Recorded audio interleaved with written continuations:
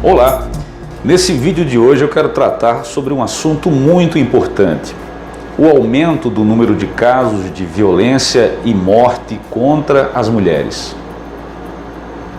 Apesar de nos últimos anos alguns instrumentos jurídicos foram criados pela sociedade brasileira para proteger a mulher, a exemplo da Lei Maria da Penha, em vigor desde 2006, e a Lei do Feminicídio, em vigor desde 2015, que condena os homens que matam mulheres pelo fato de serem mulheres, com agravante da pena, o número de casos tem aumentado nos últimos anos no país.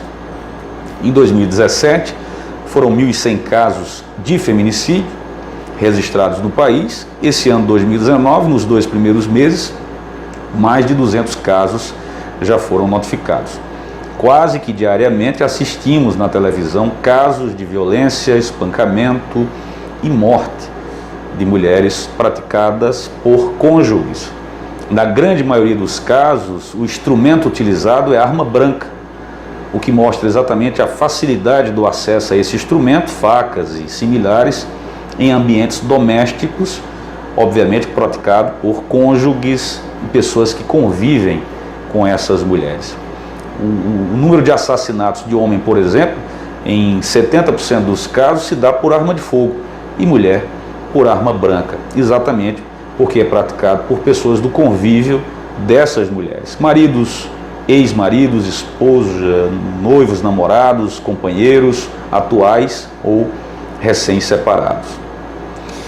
Embora apenas a análise jurídica não responda por si só o número de casos que vem aumentando, mas serve de parâmetro para que a gente compare o comportamento de nossa sociedade brasileira nas últimas décadas.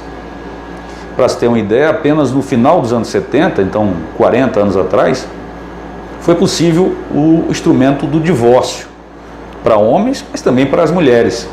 Até então, as mulheres não podiam se separar, se divorciar dos seus maridos. Eles podiam até não conviver mais, mas não podiam se divorciar e casar com outro homem.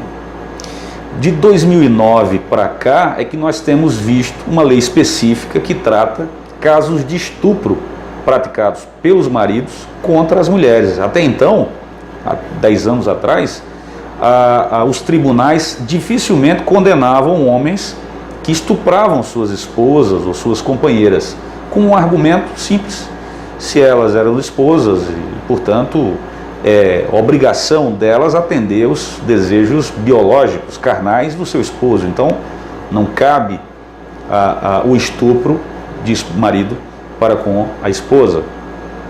Pior ainda o caso das prostitutas: se elas eram profissionais do sexo, também estavam sujeitas a ter que fazer relação com os homens. Então, era impossível se pensar na condenação de um homem por ter estuprado uma mulher, uma prostituta, por exemplo. Isso serve de razão para que a gente entenda o comportamento da construção da cultura, tanto de homens quanto de mulheres na nossa sociedade. É a cultura que humaniza a espécie humana, quem determina o comportamento não de machos e fêmeas biológicos, mas de homens e mulheres na sociedade. E isso é construído desde a infância. O menino, por exemplo, aprende na família, na sociedade, aprende inclusive com outras mulheres, com a mãe, com tias, com a avó, de que quando cresce tem que ser o chefe da família. Ele se torna adulto entendendo que a casa, os filhos e a mulher é uma propriedade sua, mesmo que de forma inconsciente, não de forma direta, mas essa percepção é construída. Apesar da lei hoje já permitir que homens adotem o sobrenome das mulheres, por exemplo, na grande maioria dos casos é a mulher quem adota o sobrenome do homem, da família. Ela passa a pertencer à família dele, ou seja, passa a pertencer a ele. É muitas vezes na família motivo de orgulho quando o menino ou o rapaz chega em casa e se descobre que ele tem 4, 5 pretendentes na escola. Coisa inadmissível de se pensar se a menina chegar em casa e a família descobrir que ela tem 2 namorados.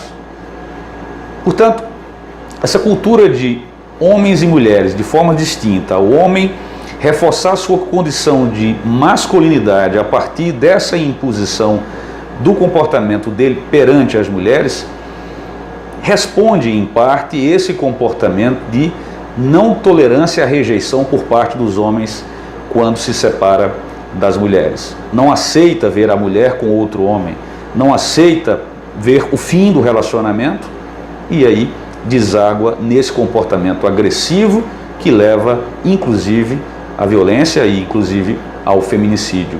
Portanto, é preciso reconstruir a cultura de criação de homens e mulheres, entendendo que são diferentes sim em muitas coisas, mas muito mais semelhantes como seres humanos e parceiros de uma longa caminhada. Até o próximo vídeo.